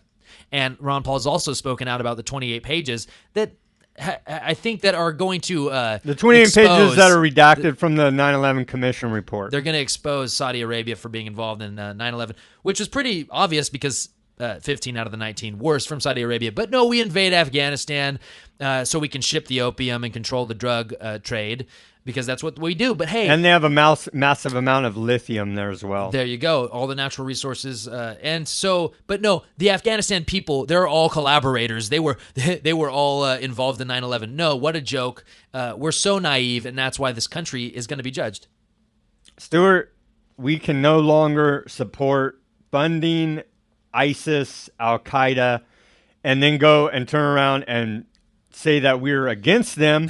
This is New York Times says ISIS ammunition is shown to have origins in U.S. and China. And so they're using United States ammunition to fire on our own troops. Yeah, we sell it to other countries, or we sell our weapons to other countries, and then the jihadists get it from those countries. We know what's going on. We know what's happening. Benghazi was a transfer of weapons. And we fund both sides of conflicts regardless anyway. So, of course, if we're funding the rebels in Syria, which are, 90% ISIS members, of course they're going to have our weapons because we were funding the so-called freedom fighters, the Syrian rebels. But, and I think pretty prominent politicians like Rand Paul, Ted Cruz, they've just admitted that we've funded the New York Times admits it. The very terrorists that we're supposed to be fighting, it's not. They don't even deny it anymore, yeah. Stuart. The establishment doesn't deny it. That's why you have to be against all of these wars, because they are immoral, unconstitutional, Absolutely. and criminal. Oh, it was just a mix-up. It was just a mix-up, Sam. Obama didn't They're know he was they're fighting using terrorists. our ammo to kill our own soldiers. So support the troops in these wars, bring them home, and secure our border. Exactly. That's and that's just common sense. Stop being naive and act like it's in our national security interest to be fighting all these wars when our border's wide open. Wide open. It's out of this world. But the federal government is losing morale fast. The Secret Service morale is at record low. And I asked the question to myself, are they sending Obama a message by all these security breaches? Are they telling him, you better stay in line because we're going to let somebody get to you? As we saw people jumping the fence, a guy walked right up next to him on an elevator with a loaded gun. There's broken windows at the White House that a maid had to report. All these stories coming out. And I'm sure there's a bunch of stuff that goes on behind the scenes that the press never reports on. And so I think they're sending Obama a pretty clear message. You better stay on agenda, bud. Yeah, that's why he's just openly telling lies, not going on vacation, not caring, because he knows that if he actually answers to the people, that's why his approval rating's so low, because no one likes him right now because he's doing ridiculous, unprecedented things. And he's getting away with it. And because no one will do anything, and they're just banking on that he'll do whatever they want, which he is doing to get their agenda through. So yeah, I mean, they'll take him out if I believe that they will set him up, or I mean, they're sending him a pretty clear message. Yeah, how many security breaches that they've had, and you look at the morale of those Secret Service agents when he went down to I forgot what it was, Colombia. Colombia. I mean, you see the Secret Service agents using our taxpayers' dollars to get hookers and coke big party with Bill Clinton. Yeah, so no one, I mean, really, there's no morale, there's no morals at all in the federal government at this point, and sorry, that's just going to happen. Everyone's human. People are going to slip up. I mean, good people. Yeah. These guys swear to take a bullet. Yep. And they see what's going on. Of course, they're not going to be able to get any good people to work for them to take a bullet for some international criminal, exactly. Which Obama's acting like. That's a great point. Wow, Stuart. Yeah, it's just all people are finally starting to wake up. There's all kinds of polls out. Government's way down. But in the last part of the show, hey, we're in 2014, and Israel, which is in a video from their the Raphael Defense Corporation out of Israel, they have laser beams now. That's what they're using. There's laser beams in the back of semi-trucks that they use to shoot down the missiles that Hamas is shooting at them. They're using laser beams. Yeah, and so we hear that, and then we act like weather modifications unrealistic. Folks, we have FaceTime on our phones in our pockets to literally talk to someone across the world. No one can explain to me how that actually occurs. It's amazing. It's unbelievable, the technology we have in our own pockets, our own hands. So the government is 50 years advanced. So they have unbelievable technology and weapons. So stop being naive. Big things are going on, and we need to stop acting like everything is okay and that let's just watch the football game as if that really matters. It's all to keep us distracted. Yeah, I mean, they have laser beams. It's pretty far out. Star Wars, man. We're living in 2014. Last story of note here, Stuart. Since Obama, the president of the United States, the commander-in-chief, won't do his job, Montel Williams had to meet up with veterans to go ahead and march to ask Obama to do his job and remedy the VA scandal and also get our Marine out of the Mexican jail that he's in. Yeah, Montel Williams was a veteran, and he went on a rant that basically laid it out. And people that have fought a talk for this show country, host, an ex-Marine has to do the job of the president. It's now. Unbelievable. He has to go on and rant and rave on national TV to get some attention so that we can actually help our veterans. But I appreciate him putting his, putting his reputation on the line and completely discrediting this whole government, healthcare, the whole system. Yeah, that's important, and more people are going to keep doing that because these are real people that went to war for this country, and we're losing our liberties, our freedoms, and we're going to lose our families, our prosperity if we don't speak about it now. Don't speak up. Yeah, I want to give Montel Williams credit for Definitely. that. We need more people speaking out about this. Stuart, it's time to speak out, take action, talk to your family and friends, expand from there, start a YouTube channel, and get to it. CMAC is very affordable. Peace, love, and liberty. Thanks for joining us. Good night. This show is sponsored by We Are Change Fresno.